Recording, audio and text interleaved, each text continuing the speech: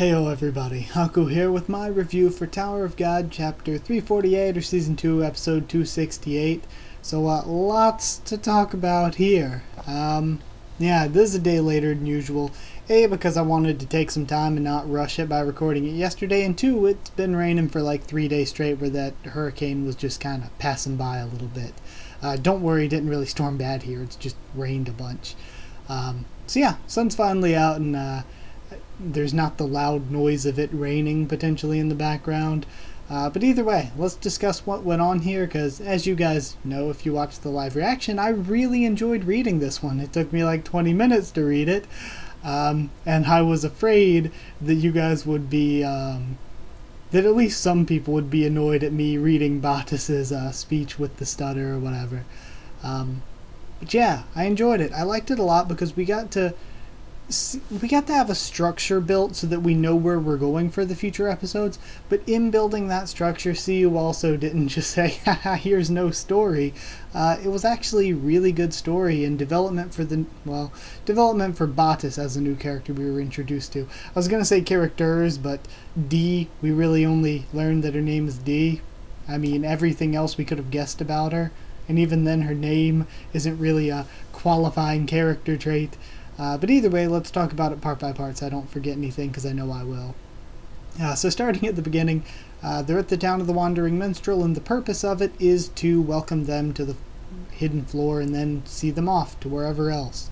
Also, heroes must fight the demons sealed in the fruit, and learning that early on tells us that they're probably going to make Bomb's group fight against Kuhn's group, but then they're both going to be like, aha, I see what you're doing there, and then they're just going to rebel against the big breeders. So kind of easy to see where that one's going. They're likely not going to fight each other, they're just going to team up and escape. But D is the head of the village, is what we learn, and that's, I guess that's basically all there is to the character. Kuhn accepts the first quest that she gives him, and the quests are there to fill the good meter, and that's of course how they fill it up and then get the special main quest. So the way they do it is I like that they have to scan a little code. It's like a QR scanner or whatever they're called. They'll scan thing on the scroll to make the quest start, and that'll spawn the enemies they have to defeat. And yeah, they fill the meter from the little side quest things to get the main quest from the big breeders. And the main quest is presumably they're going to have to fight Bomb's group. Or something to that effect, at least. So then Kuhn's group goes, and they get free new clothes. Apparently everything is free in that village for the heroes. Or the town, not village. Same difference. But we cut over from there to Bomb's group. We see Batis saying that the giant soldier was the captain of the guards. And I like that... Batis seems like a kind guy just from the way he talks and stuff, but also Yuan Sung is like, he's kind, and then Yuan Sung, it's funny as well, he's like, you can trust me if you don't trust him. I mean, I can vouch for him. And then Andrassi's like, that doesn't help at all, you're the sketchiest one here. So they go to this place that's called the Shelter, but it also seems like it might be called the Seed. I'm not sure. The translation says it's the Shelter, but it says also known as the Seed or something like that, so I'm just going to say that the two of those are probably interchangeable names for the place. Not sure what the translation really, how tight the translation is. I'm not sure what it should be. So, Shelter or Seed. There are some guys there, and I can't tell if they're robots or people wearing robot-looking armor, but I think they're people wearing robot-looking armor. We see Batis's daughter Medley, and she will be important a little bit later, but we cut away from them for a bit to see what Kuhn's group is doing, and Kuhn, Sachi, and Rak clear the quest. It was funny as well in the background. I keep saying as well, I say that too much. But it was funny that we have Haku drawing in the background, and then mi-eum just clapping and cheering them on. Mi-eum is adorable. She's so cute, and I hope she does not do anything sketchy or bad because of the whole memories being controlled by big breeders type thing. But we then cut back over to see Medley sitting with the sworn enemy. At first I thought it was actually Mi-sang, but then I looked closer and I'm like, nah, it's got to be Medley. Because it looked like Mi-sang at first, that's sitting with the sworn enemy, and I'm not sure why they would leave the child with the sworn enemy, but hey, whatever is whatever. I mean, I guess technically you could say the sworn enemy isn't a danger to anyone other than Bomb, if that's how they work. So yeah, whatever. But Batis starts explaining the situation, and apparently the ball that the demon statue thing has, whenever it's sent down to hell via the main quest, it stays there until the next group of heroes arrive. So basically this is their chance to escape, and if they don't escape by the time it gets sealed again, then they're kind of screwed and have to wait until the next heroes arrive, which who knows how long that'll be, and they'll just be trapped in eternal darkness until then. So they have to escape, and they had been trying again and again. He said facing death again and again, so I guess if you I guess if normally you die there, you just respawn, but it might be different from bombing them since they use the master key. I think that would be a difference maker with that situation. So basically it's used to trap criminals there. Batis was a minstrel before he was arrested and put in here, and the minstrels' jobs are to guide heroes but also to worship the big breeders, and the big breeders are essentially administrators that set the rules there.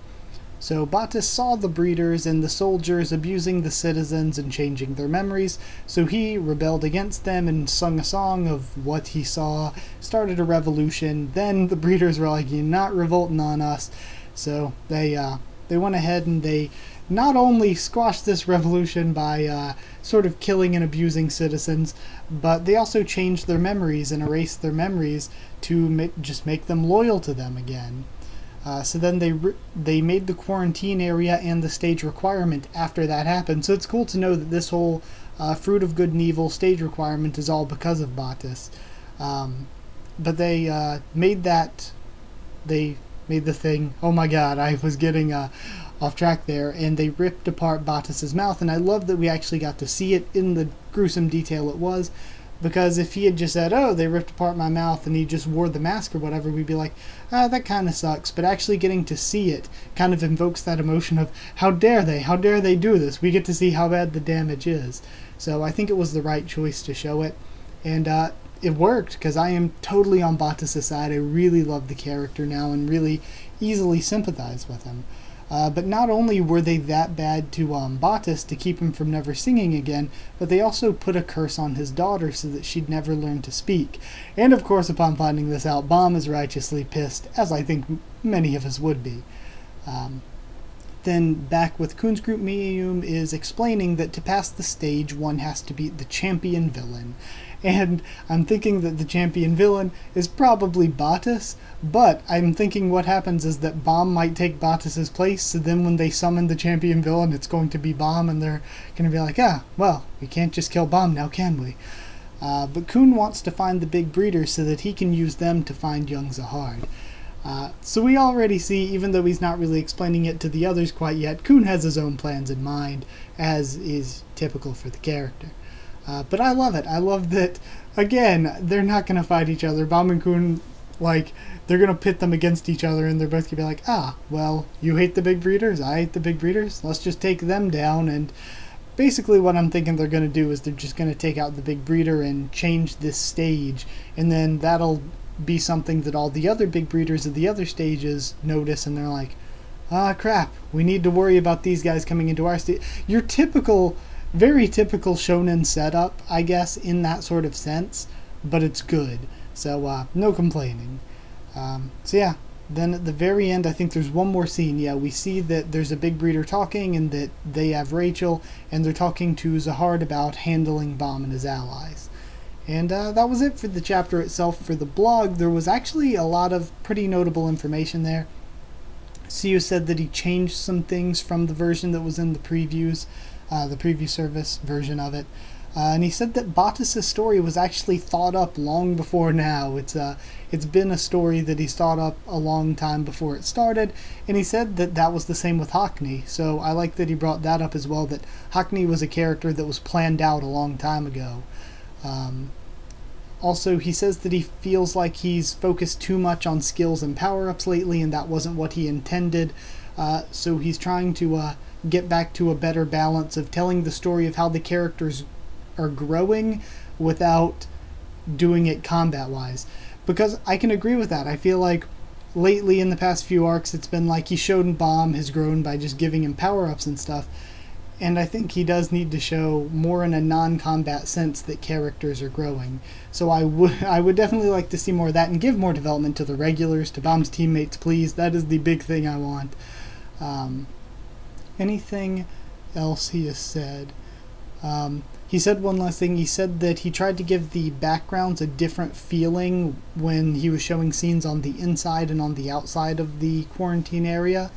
And that, of course, I don't remember the actual word for it, but it's Korean Thanksgiving, essentially. Korean Thanksgiving is coming up soon, and he said that he wants to take kind of a long break, but, like, it's not going to be weeks off. He wants to create enough backlog, like, get enough chapters done ahead of time that he can take a kind of long break and just release some of the chapters that are done ahead of time for the weeks that he takes off. And I don't know if people are upset because people are like, yes, we get Tower of God every single week. But for me personally, I've said it multiple times over the nearly 2 years that I've been reviewing Tower of God. I've said it again and again that I'm actually for him taking a break. Just take a week off once a month or something. And a lot of people would be like, oh, that's annoying. Why take a week off once a month? But I think he deserves it. I think he needs the rest. I think it's too much to do it especially to do something as good as Tower of God when you see the art quality and everything every single week. I think that's pretty extreme. And yeah, I think maybe he should take more breaks, in my personal opinion. But I also know how it is when you're trying to go for something and you are chasing, I guess not really chasing a dream because CU's already kind of got the big series going, but I get when it's sort of your own project. You're kind of working for yourself. It's an artistic pursuit, and you want to use all of your time for that. So I do understand why he doesn't take as many breaks, but I feel like he should take more breaks. Either way, some thoughts on the thing as a whole right now. I think that Bomb and Group are just going to take out the big breeder, and if they do, and that's what I'm thinking, they take out the big breeder, the other big breeders are alerted, they move on to other stages, typical shonen setup for this kind of arc. I think that it'll be a little bit more complicated than that, because if they do try to take out the big breeders, that would be upsetting the balance, and upsetting the balance should spawn in all of their sworn enemies. So I'm thinking that they'll rebel against the big breeders, but I'm thinking that when they do, that means all their sworn enemies are just gonna show up. And especially if Rak's sworn enemy shows up, they're gonna be in a little bit of trouble, because we've seen that Rak created himself a sworn enemy so strong that he can't even beat it. And for the chapter, just looking at the chapter alone, I thought it looked great, and I think it gave us great development. Like I said at the very beginning, it set up this structure for the future chapters without taking away anything, without us losing story quality or development. And of course, Batis already, the biggest development really right here. Very sympathetic and great character already. Friggin' love Batis.